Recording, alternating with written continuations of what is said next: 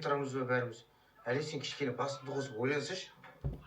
Қолай бермей. Маңда қылыныш мен бүгін Ғалия. Немене біреудің қарап келе жатырмыз ба? Біреудің қарап емес. Ой, тәте, енді шаң басып тұрғанша бізді береміз едік қой соған, бөлмемізді ше. Сол жаны таза, күшті азаматша ғой негізінде. Мені қойшы, ол мен машинада болса да жата беремін ғой. Сосын ана измена жасаған әйелің қайда? Маришка! Иә, атын айтсаң күледі екенсің, е? Сүйсекші ғой деймін.